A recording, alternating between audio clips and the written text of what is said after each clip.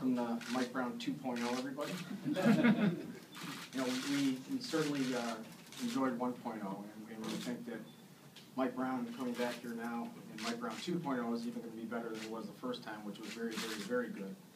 And we're more than excited to have Mike back here. We're very excited to get a defensive identity back to Cleveland Cavaliers, which, as you know, Mike, part of Mike's philosophy is all about. We think he, by far, was the best option for head coaches for our organization. We think that he's a grinder, he's a worker, he's a guy with integrity and character, and once in a while he's even kind of funny. So we're thrilled to have him. We're very excited about the team because, when you combine what Mike's going to bring and his whole staff, and reinstilling defense into the Cavaliers is a major component of our identity. And you think about Andy Verja, who's somewhere around there. He said he didn't want to come out because he's worried about his hair and he had his cap on. But when you think about Andy coming back full strength and was playing the kind of basketball that he was at the beginning of the year, and you think about keeping our other players healthy this upcoming year, Kyrie, Dion, and the rest, and you think about the progress of not only Tyler and Tristan, but also Kyrie and Dion, and our first round picks. Hopefully we'll have a top 3 pick this year as well as the 19th pick. And a lot of people don't realize we have 2 of the first 3 picks of the second round also, I believe 31 and 33, right?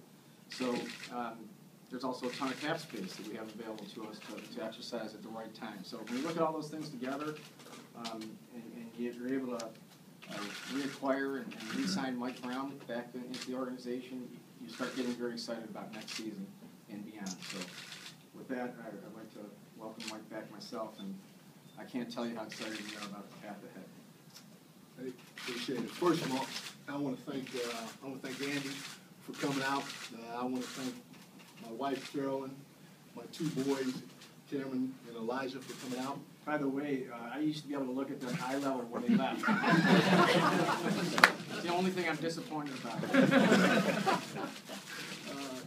They jumped on a red eye last night, got here this morning, so I appreciate their efforts in coming out here. Secondly, I'd like to thank Chris Grant for being here or for having me back, and I'd like to thank our ownership group, Dan and Jeff and Nate, who obviously is not here. But I want to thank you guys personally for having me back in Cleveland. My family and I were fortunate to be able to have this opportunity for a few different reasons. The biggest reason, in my opinion, is the level of commitment from the ownership group. That's always been there. That has not changed. And even from afar, way afar in Southern California, you can still feel that coming from this building, the Q, even from up in the Detroit area. It's unprecedented, in my opinion. The tireless work ethic and how thorough this guy, Chris Grant, is with his staff. That's exciting. You can feel that. You all know that. You've experienced it just talking to him and dealing with him on a daily basis. You look at the talented roster, like Dan said, and they have a lot of young guys. Last time I was here, Andy was a young guy, but now he's an old guy. He is the. But the talented roster is something that gets me excited about being in Cleveland again. But as you all know, the thing that really inspires me and drives me and all that is just the passionate fan base that we have here in Cleveland. The people here, the city, I mean, we can even go outside the city, the state of Ohio, obviously, as you guys know about myself and the rest of my family, is a place that we want to be, and we're excited about that and how they view the Cavaliers. Our mantra this year is going to be commitment to the journey. And what that means is we're going to have players around us that are selfless, that are accountable, and that have a blind trust in the group.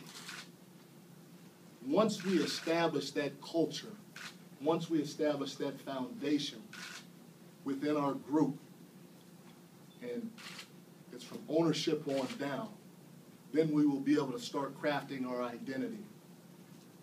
And our identity will be one of a tough-minded, physical, defensive-first group that is smart in all aspects of the game, on both sides of the floor. Our guys will feel it, they will breathe it, they will touch it, and they will see it from myself and my staff on a daily basis. And I say daily because this is a process. I can't wait to get started.